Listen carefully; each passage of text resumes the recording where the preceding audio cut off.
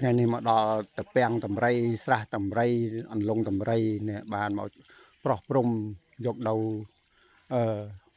ទឹកចិត្តមេត្តាករណាបុណ្យមកអបិស័យលោកដោយបារមី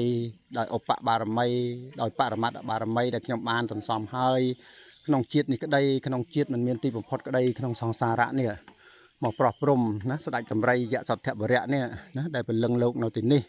នៅក្នុងនេះក៏មានកង្កែបជាយានជំនិះព្រះប្រហោះហ្នឹងព្រះប្រហោះហ្នឹងមានយានជំនិះ2ទី1សัตว์កង្កែបទី2ហ្នឹងគឺប្រើសអញ្ចឹងបានបរិយាគ្រូប្រហោះនេះលោកកើតចេញពីឥសី19វេលំអិតផោខ្លាយជាផង់តលីជប់បានជាអង្គប្រហោះដែលមានយានជំនិះហ្នឹងជាសัตว์កង្កែបឬសัตว์ក្តាន់សัตว์យើងហៅថាសัตว์ប្រើសហ្នឹងហើយនៅក្នុងនេះក៏មានរាជសី2ហ្នឹងតំណាងឲ្យទីក្រុងបរសេនុហ្នឹងមានរាជសី2នៅឈរចាំនៅទីនេះហើយមានណកប្រគោណកទ្រោមចាំនៅទីនោះណាតែយើងហៅប្រគោប្រកែវហ្នឹងណាបាក់ស្នែងអស់ហើយបាក់ទាំងស្នែងបាក់ទាំងនេះហើយនៅសល់តែបោកឯណាបោករៀងដែលយើងមើលឃើញណានៅរងចាំណារងចាំនេះមិនមែនរងចាំអីទេរងចាំនិស័យបនកូនប្រុសស្រីហ្នឹងយកលើកបនមកថ្វាយលោកឧទ្ទិសឲ្យលោកអបិស័យលោកឲ្យខ្លាយទៅជាទេពណាដោយអំណាចនៃបេះដូងទេពរបស់កូនប្រុសស្រីហ្នឹងជាកូនព្រះណាកូនព្រះមេកូនព្រះឥន្ទ្រាធិរាជដែលបានអបិស័យក្នុងរោងមង្គលការហ្នឹងយកបនមកអបិស័យលោក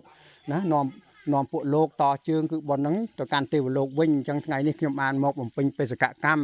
នៅក្នុងទីនេះបាននាំយកនៅមហាកុសលមកអបិស័យលោកណានាំលោកទៅកាន់ទេវលោកវិញដោយអំណាចមហាកុសលនេះសូមឲ្យលោកទាំងអស់ញាតិទាំងអស់ទេពទាំងអស់ដែលលោកថែរក្សានៅក្នុងថ្មទាំងអស់នេះលោកត្រេកអរហើយលោកធ្វើដំណើរយើងទៅកាន់ទេវលោកណាសូមព្រះបិតាចាំទទួលរងចាំណានាំដំណើរបុត្រប្រុសស្រីរបស់លោកទៅកាន់ទេវលោកវិញដោយអំណាចនៃទឹកចិត្តកតញ្ញូកតវិធីស្មើដោយជីវិតនឹងដែលខ្ញុំបានបំពេញ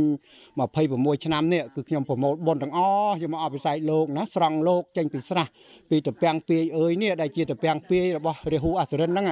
នាំពួកលោកទៅកាន់ទេវលោកវិញណាសូមឲ្យនិស័យបុណ្យដែលលោកបានត្រេកអរហើយអភិសេកលោកណាឲ្យលោកបានទៅអនុមោទនាត្រេកអរមហាកុសលនេះបានគ្រប់គ្នា